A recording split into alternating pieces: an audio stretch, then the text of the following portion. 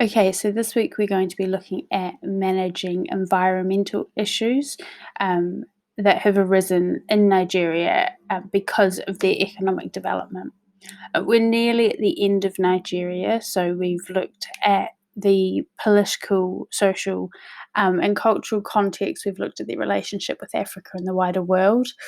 We've looked at how they're changing industrial structure has affected their economic growth over the last 20 or so years. We'll be using some of that knowledge today. We've looked at the rise in TNCs, transnational corporations, the impact that they've had on Nigeria's economic growth. And last week we were looking at the impacts of international aid. And we started to look at some of the reasons why, even though Nigeria is a newly emerging economy and they've experienced this rapid economic growth, why they still need international aid for a large proportion of their population. So this week, we're going to look at the environmental impacts of the industry and economic development in Nigeria. So there are four main areas that are causing this pollution or these environmental issues, I should say. So industrial growth, urban growth, commercial farming and deforestation, and mining and oil extraction. And I'll just take you through each one of those, and then we'll finish by looking at another oil spill. That's not the one that we started looking at 2 weeks ago. So Nigeria has about 5,000 registered industrial plants. We're looking over here at industrial growth. The 5,000 registered industrial plants, that means that ones that are recognised by usually by the government or some government department, and they have 10,000 illegal small-scale industries. The fast and unregulated growth of industry has led to environmental problems. So because there aren't kind of rules around setting up factories, as Nigeria's capacity for manufacturing and for running these factories has grown, they've also mean that people are taking advantage of the fact there aren't any rules, and so they're just opening factories, and they're not kind of recorded or recognised by the government, so they're illegal small-scale industries. So let's have a look at some specific examples of this. In Kano, Kaduna and Lagos, many harmful pollutants go directly into open drains and water channels. They're harmful to people and they damage ecosystems downstream. In lots of HICs, you aren't allowed to dump chemicals into kind of public water sources like that. You have to dispose of them properly. They'll have special places where you can dispose of chemicals. In a lot of LICs, they don't have the same environmental regulations, so lots of countries will just dump stuff into open drains and water channels. Some industries also dispose of chemical waste on nearby land, which threatens the groundwater quality. So that's just the water that's stored in the ground. If we think about the water cycle, we know that the water that's stored in the ground will eventually come back. So if we're polluting that water, we're polluting water that we may one day rely on. Industrial chimneys emit poisonous gases that can cause respiratory, so it's breathing, and heart problems in humans. So if you just think that, they just have massive chimneys that just are constantly smoking, and then that just goes into the air and everybody needs to breathe that. 70 to 80% of Nigeria's forests have been destroyed through logging, agriculture, urban expansion, roads, and industrial development. So they started the rapid deforestation in Nigeria because they can sell the wood that they're cutting down. They can use the land for agriculture, but also they can start to, as people move into the city more to get better jobs, they start to to build more places for people to live and to work. They have to build new roads, they build new factories out there. It's basically just a way of reclaiming land. But trees provide such an important role in ecosystems. Think about the role of trees. Think about what we looked at when we were looking at rainforests and ecosystems, and think about why it's so bad if we're cutting them down, but we're also putting all of these pollutants into the air.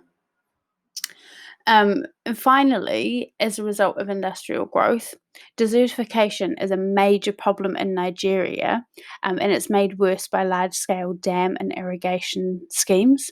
So we know that water security is quite a big issue, particularly in the north and northeast of areas of Nigeria, because they're quite dry, very hot. And so they're putting in these dams, and remember, irrigation is kind of like outdoor plumbing. They just transfer the water from one water source, so the dam, to another place.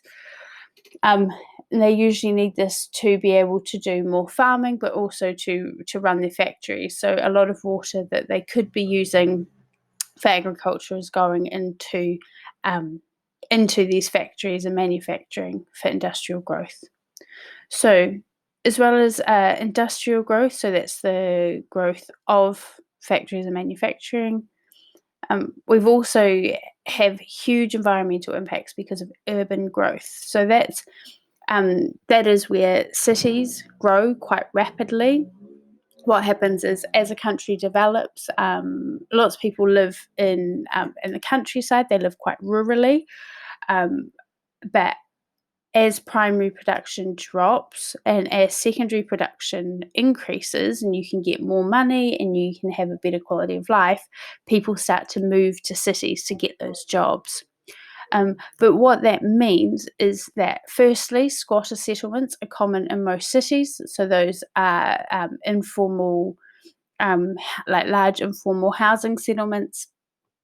The services have failed to keep pace with the rate of economic growth. So lots of, let's say, electricity providers aren't able to keep up with the new structures that are going up. Rubbish collection, waste collection, water, but also schools, healthcare, everything like that. If you suddenly have a lot of people move into a city, you then have to kind of scrabble around to be able to provide services to accommodate them all. As I said, so waste disposal is a major issue. We've got a picture just to the right of that.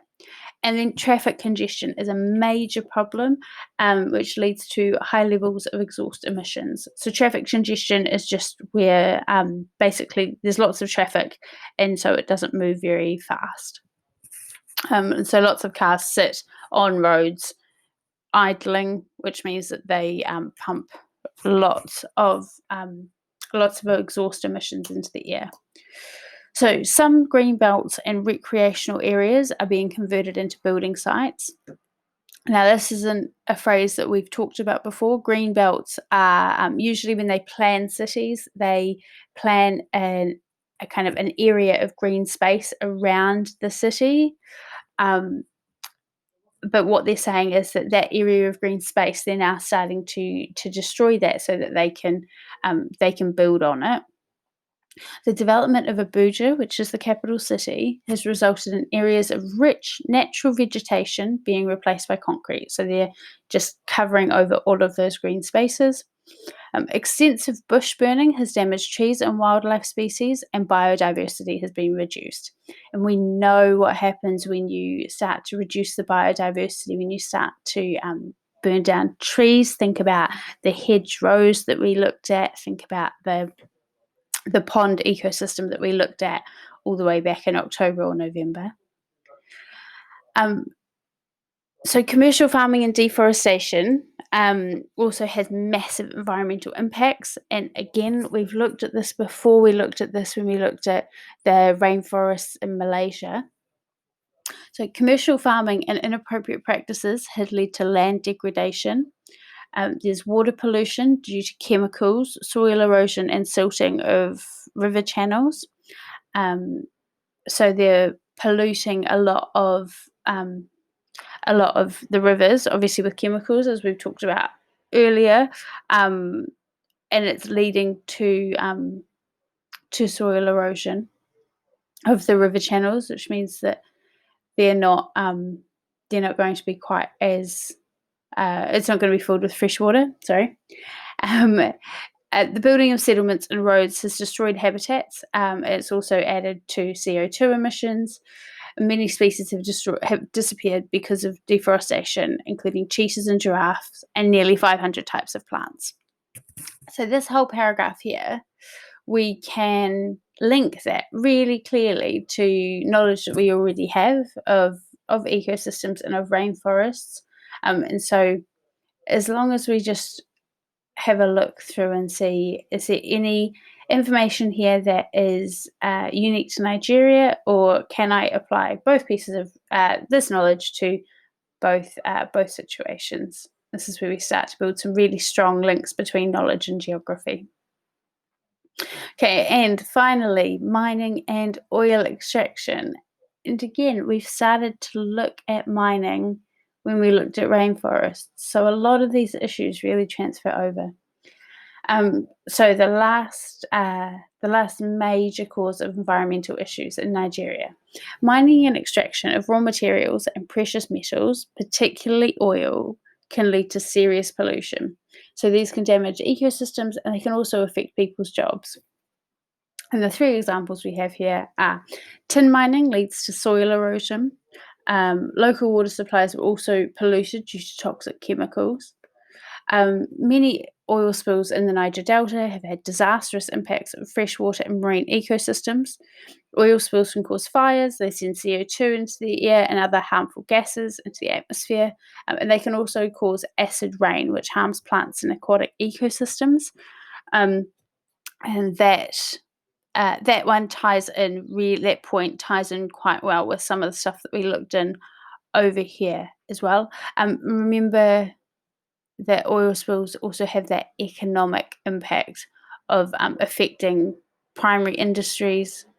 So people who rely on fishing in the Niger Delta, if there's an oil spill, obviously they're unable to fish in there. And finally, some economic developments in the Niger Delta have caused violent conflicts with local people. Now, we looked at this when we looked at the Ken Saro-Wiwa case, and the issues with the Ogoni people about the mining for oil on Ogoni land.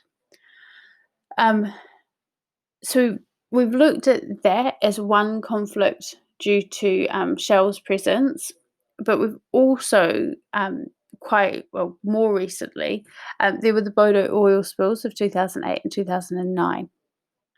And so this is quite a good little case study, and you'll watch a video relating to this as well this week.